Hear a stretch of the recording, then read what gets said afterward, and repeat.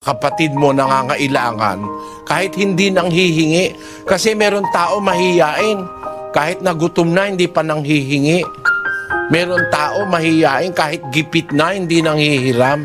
Ang sabi dun sa unang Juan 3, ang sabi, Natapwat ang sino mang mayroong mga pag-aari sa sanglibutang ito at nakikita ang kanyang kapatid na nangangailangan at dooy ipagkait ang kanyang awa, paanong mananahan ang pag-ibig ng Diyos sa kanya? yan na nakikita mo pa lang, hindi pa nang hihingi.